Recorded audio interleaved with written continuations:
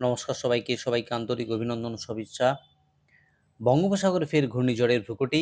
অনুমান করা হচ্ছে এই ঘূর্ণিঝড়টি সরাসরি আঘাত হানতে পারে পশ্চিমবঙ্গ এবং বাংলাদেশ সংলগ্ন উপকূলে।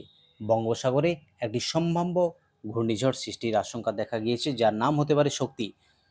শ্রীলঙ্কার প্রস্তাবিত নামটি নিয়ে ইতিমধ্যেই আবহাওয়াবিদ মহলে জল্পনা শুরু হয়ে গেছে। বিভিন্ন মিডিয়া থেকে প্রাপ্ত তথ্য অনুযায়ী এই ঘূর্ণিঝড়টি আগামী 24 থেকে 26 মের মধ্যে ভারতের উড়িষ্যা উপকূল থেকে বাংলাদেশের চট্টগ্রাম উপকূলের মধ্যে স্থলভাগে আছড়ে পড়তে পারে। তবে ঘূর্ণিঝড়টি সম্ভাব্য মূল প্রভাব এলাকা হিসেবে পশ্চিমবঙ্গ এবং বাংলাদেশের খুলনা বিভাগকে চিহ্নিত করা হচ্ছে। এই সম্ভাব্য দুর্যোগের পরিপ্রেক্ষিতে বাংলাদেশ ওয়েদার ডিপার্টমেন্ট আজ একটি আনুষ্ঠানিক সতর্কবার্তা জারি করেছে।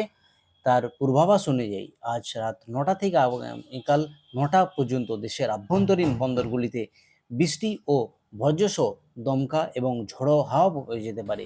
রংপুর, দিনাজপুর, টাঙ্গাইল, ময়মনসিংহ এবং সিলেট অঞ্চলে এই ধরনের আবহাওয়া বিরাজমান থাকতে পারে। এই অঞ্চলগুলির বন্দরগুলিতে 1 নম্বর সতর্ক সংকেত দেখাতে বলা হয়েছে। বাংলাদেশ ওয়েদার অবজারভেশন টিম জানিয়েছে, আগামী 16 থেকে 18 মের মধ্যে বঙ্গোপসাগরের উপর এই নিম্নচাপ সৃষ্টি হতে পারে, যা ধীরে ধীরে ঘূর্ণিঝড়ে পরিণত হওয়ার সম্ভাবনা রয়েছে।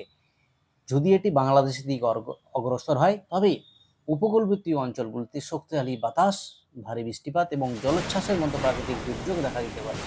তবে মৌসুম ভবন এবং কলকাতার ওয়েদার অফিস এই বিষয়ে কিছু স্পষ্ট করে এখনও বলেনি। এখন এই ঘূর্ণিঝড় সম্পূর্ণরূপে তৈরি হয়নি, ফলে বাকি আপডেট পেতে আরও কয়েকদিন অপেক্ষা করতে হবে। ফলে তখনই এর গতিপথ এবং ল্যান্ডফল এই সম্বন্ধে আরও বিস্তারিত ধারণা পাওয়া যাবে। প্রসঙ্গত, চলতি বছরে এটাই হলো তার আবহাওয়া ঘূর্ণিঝড়ের খবর মিলল। সাধারণত প্রত্যেক বছরই মে মাসে ঘূর্ণিঝড়ের সম্ভাব্য থাকে। এখনও কিন্তু ল্যান্ডফল হবে কোথায়, কোথায় ঘূর্ণিপাতের উৎপত্তি, সেটাও কিন্তু এখনও জানা যায়নি। একটা বঙ্গোপসাগরের উপর একটা নিম্নচাপ সৃষ্টি হতে পারে। তো এই নিয়ে পরবর্তী আপডেট আপনাদের আপডেট করব।